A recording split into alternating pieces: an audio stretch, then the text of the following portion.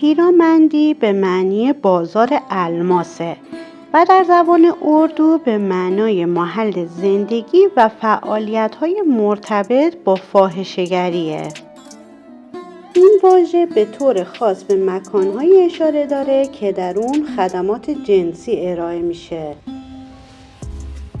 هیرامندی محله‌ای در شهر بزرگ لاهور در ایالت پنجاب پاکستانه که بیشتر از 300 سال مرکز تجمع تاجران از همه کشورها بوده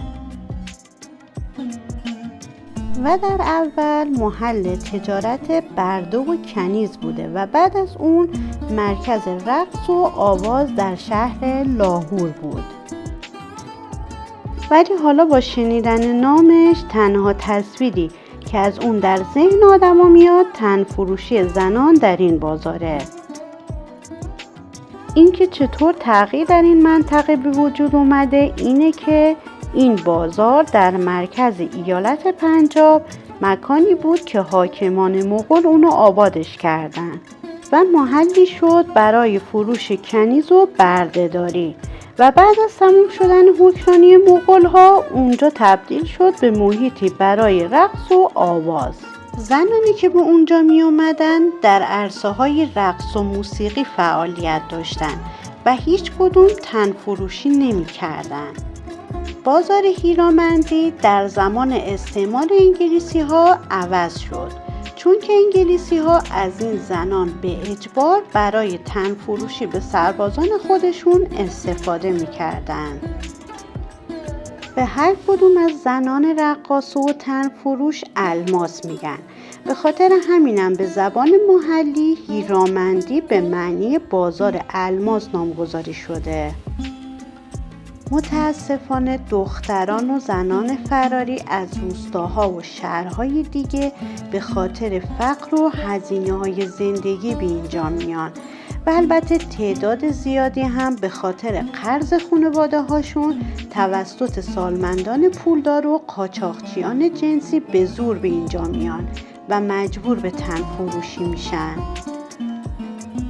در سال 2021 این بازار سومین مرکز فحاشی و عیاشی در جهان بعد از تایلند و فیلیپین شناخته شد.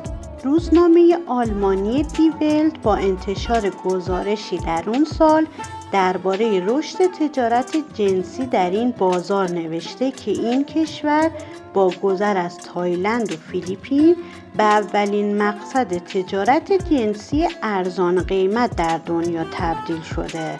این روزنامه گزارش داده که اکنون فاحشه‌خانه‌های کوچیک و سالن‌های ماساژی که خدمات جنسی ارائه می‌کنند در سراسر ایالت پنجاب کشور پاکستان گسترش پیدا کرده و آمارها نشون میده که به ازای هر 10,000 نفر 52 فاحشه در پاکستان وجود داره، در حالی که این عدد در تایلند 45.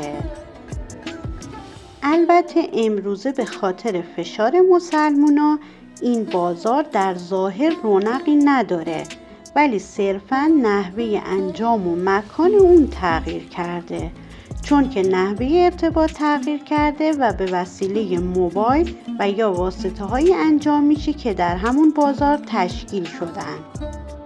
نیمه شب‌ها در شهر بزرگ لاهور تقریباً همه خوابن، اما در کوچه پس کوچه های تنگ بازار الماس فعالیت ها تازه شروع میشه.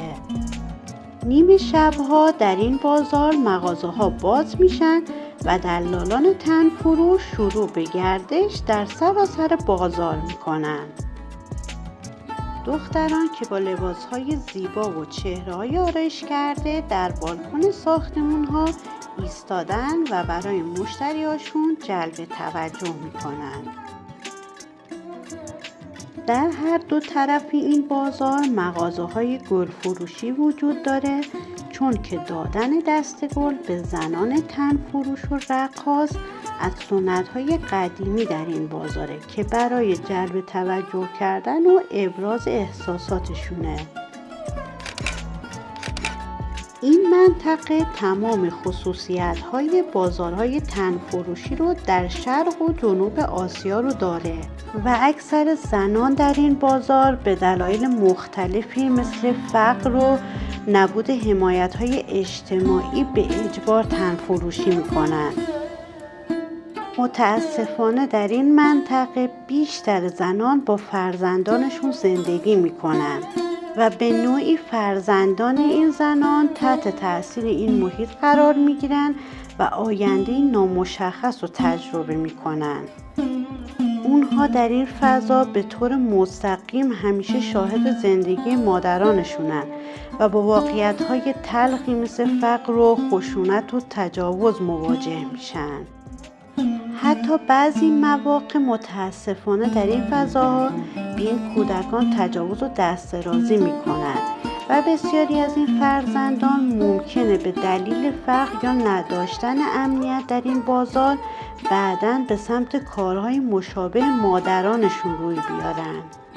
این مادران خودشون در معرض آسیب و خطرات زیادی هستند و به دلیل ترس یا نداشتن یک حامی نمیتونن از فرزندانشون در برابر تجاوز و تعدی که بهشون میشه محافظت کنن. همیشه این کودکان در این محیط احساس ترس و ناامنی دارن و مادرانشون هم احساس گناه و درموندگی که این چرخه معیوب به تشدید آسیب‌های روانی و اجتماعی برای هر دو نسل منجر میشه. همینطور دومینووار این چرخه ادامه پیدا میکنه. امیدوارم یه روزی بیاد که همه مردها به عنوان حامیان تغییر این چرخه معیوب عمل کنند و به جای استفاده‌های جنسی از این زنان کمک کنند به بهبود شرایط زندگیشون و یه محیط امن و آروم برای مادران و فرزندان این منطقه. در ویدیوهای بعدی زندگی چند تا از این زنان و فرزندانشون و اتفاقات و ماجراهایی که در این بازار براشون اتفاق افتاده رو تعریف میکنم. برای دیدن ویدیوهای بعدی اگه عضو کانال نشدید حتما عضو شید و کلید زنگوله رو بزنید که به محض گذاشتن ویدیوهای جدید از اون باخبر شید. به خدا میسپارمتون. خدا نگهدار.